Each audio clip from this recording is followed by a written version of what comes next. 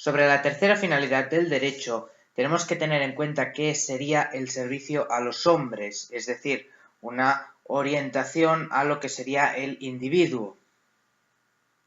Para ver la génesis del individualismo, Billey nos propone tres grandes factores o causas, los cuales son los que provocan esta dirección del derecho hacia un servicio a los hombres, un servicio al individuo. De esta manera, vemos cómo existen tres principales causas que son el cristianismo, el humanismo y el nominalismo, según Billey.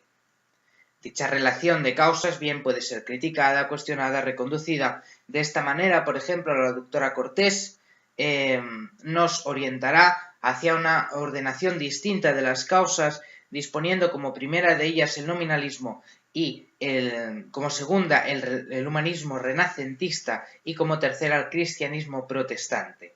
Bien, asumiendo esto, si acudimos al orden que nos da Billey, que es el primero cristianismo, después humanismo y finalmente nominalismo, si acudimos al cristianismo como causa, veremos como él nos dice que el individuo para el cristianismo queda fuera de un contexto socialmente organizado. ¿Esto cómo lo podemos entender? Bueno, por ejemplo, dice Billey que el pueblo judío no era propiamente una realidad política, sino un ensamblaje de individuos. Vamos a ver, que no fuera un Estado no significa que no fuera un pueblo, por ejemplo. Es decir, podemos criticar esta argumentación. Después nos da una segunda argumentación, la cual nos dice, para el Evangelio una parte esencial del individuo se separa del Estado. Sí, evidentemente que hay una parte esencial del individuo que no forma parte de este Estado, pero esto no implica que el Estado...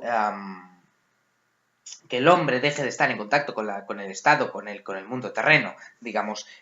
Y también nos dice que se vincula a la exaltación del hombre como persona, como germen de las libertades políticas. Sí, el hombre es persona y el Evangelio defiende ello, pero la exaltación del hombre como persona no lo va a reducir a un mero individuo, sino también se perpetúa la idea de comunidad en el propio Evangelio, en un análisis bien hecho. Dirá, hay un individualismo cristiano y Billey nos dirá, bueno, el Dios de la Biblia es un ser individual. Bueno, vamos a ver, el Dios de la Biblia es Trinidad, son tres personas en un solo Dios verdadero.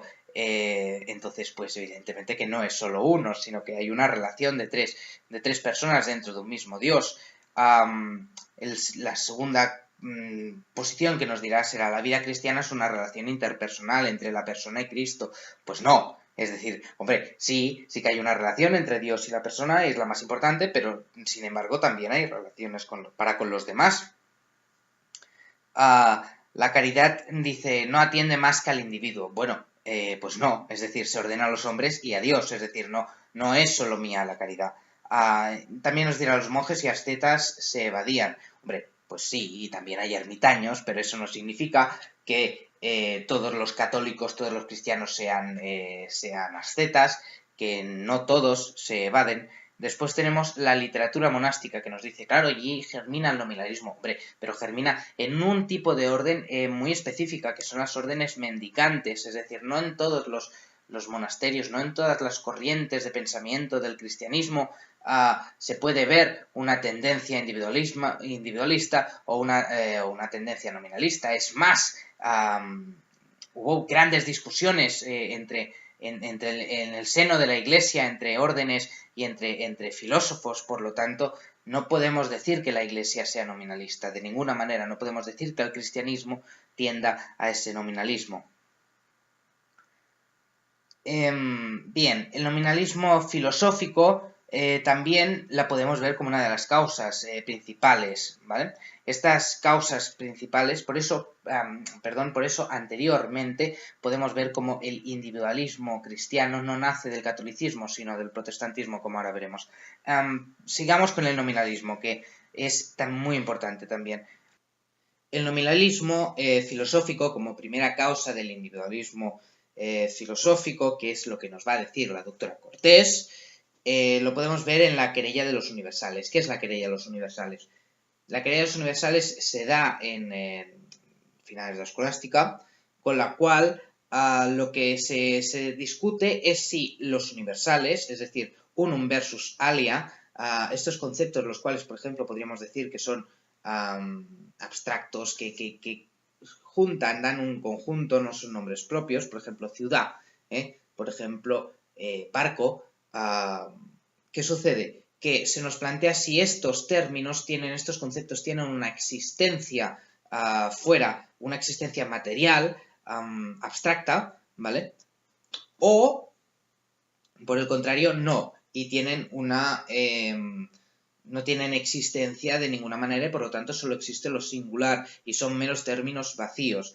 Bien, los realistas van a ser aquellos que defiendan que sí que existe estos universales, que existen por sí mismos en algún lugar, como Platón, por ejemplo, en su mundo de las ideas, ¿vale?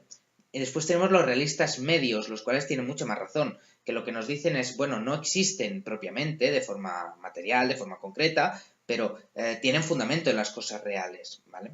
Por ejemplo, una ciudad, tú cuando hablas de ciudad no piensas en un agregado de individuos o puedes identificar el término ciudad sin necesitar hablar de la ciudad de Madrid, la ciudad de Barcelona, la ciudad de París, ¿vale? ¿Por qué? Porque sí que tienen un fundamento en la realidad, pero existen separadamente de ella, ¿vale? Y después están los terceros, que son los nominalistas. Los nominalistas entienden que los universales son meras abstracciones que carecen de toda realidad esencial y por lo tanto solo será real aquello que es singular. Por eso los términos universales serán meros conceptos vacíos. Los realistas medios, en cambio, volvemos a verlo porque es algo muy importante realmente, como San Alberto Magno y toda la escuela atomista, lo que hacen es que dicen que los universales existen, que son reales, que son de verdad, ¿vale? Pero existen en la mente, pero tienen un fundamento en las cosas.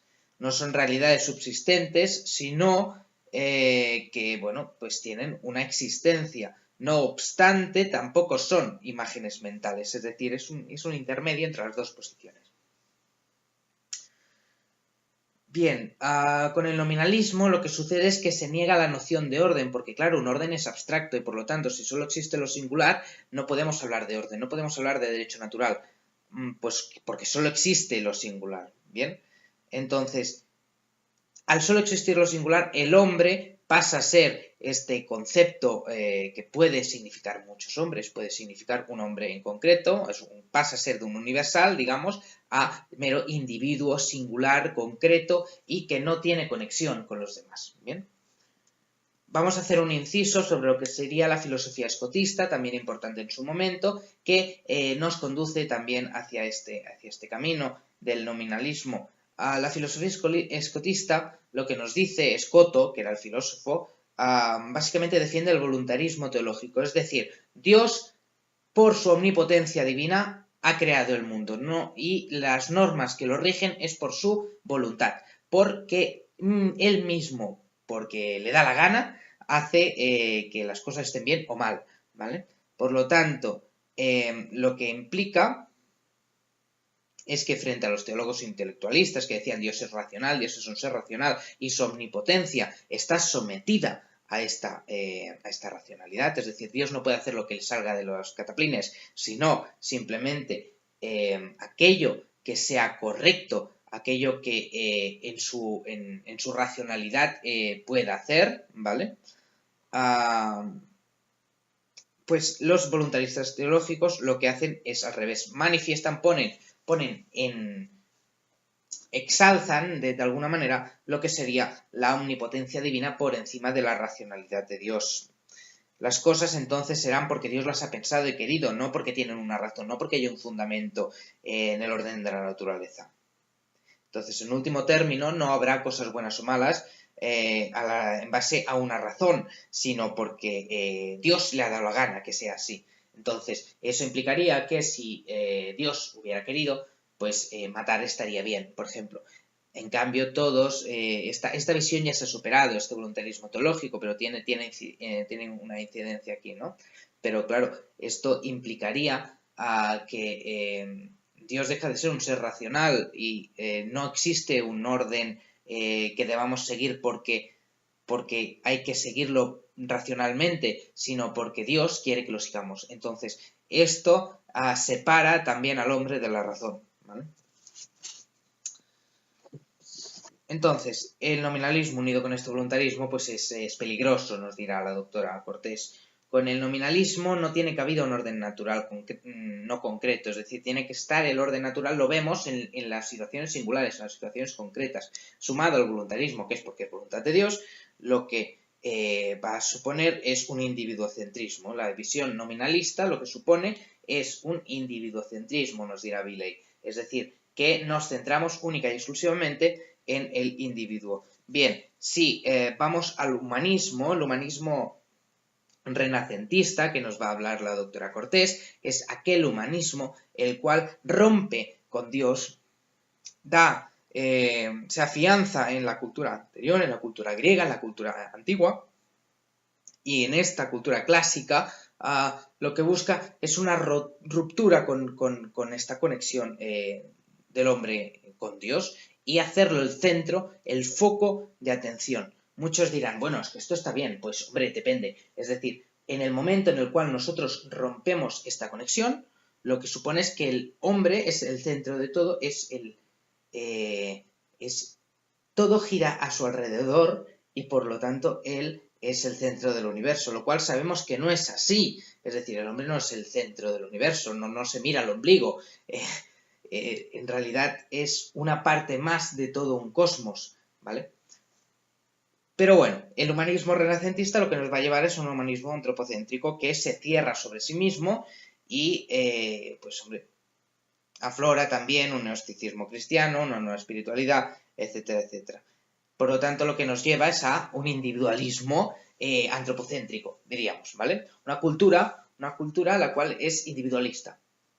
Y después tenemos como otra razón, hemos visto que el cristianismo, como nos lo describe Villey, es muy discutible que sea la razón, no obstante, el cristianismo protestante sí. ¿Por qué?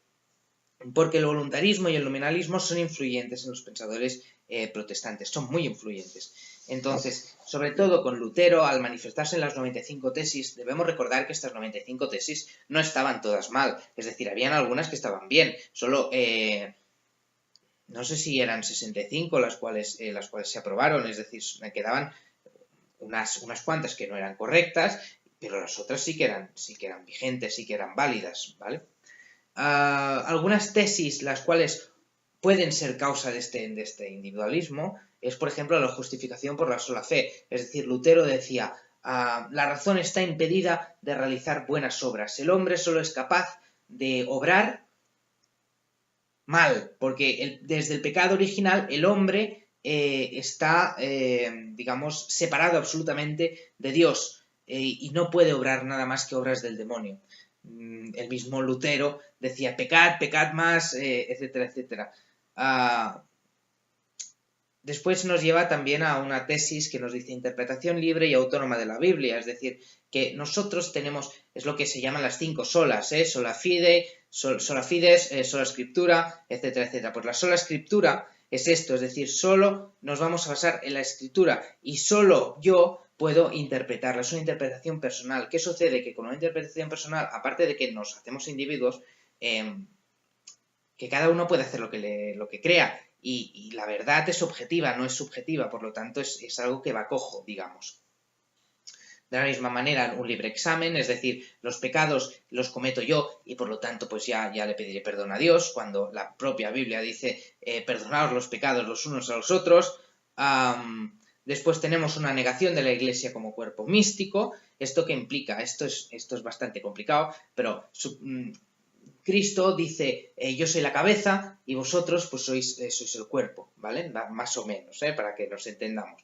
Entonces, ellos obvian esto de un solo cuerpo y lo que dicen es no, cada uno pues es, la Iglesia no es un cuerpo místico, sino que estamos en relación con el propio Jesús y solo con el propio Jesús, y por eso viene también la negación de la intercesión de los santos, la intercesión de María, es decir, lo niegan todo, solo queda yo con Jesús, yo con Dios, no hay nada más. Entonces, es una visión muy individualista y muy contraria realmente a los primeros cristianos, a lo que nos dicen las escrituras.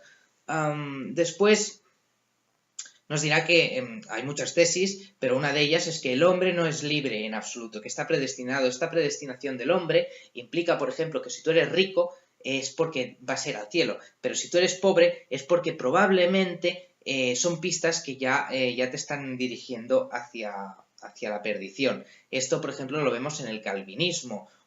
Calvino fue un pensador protestante que influyó mucho, y en esto vemos este individualismo y esta forma de verlo, bueno, si te ha tocado esta vida es porque quizás estás predestinado al pecado, quizás estás predestinado a no sé qué.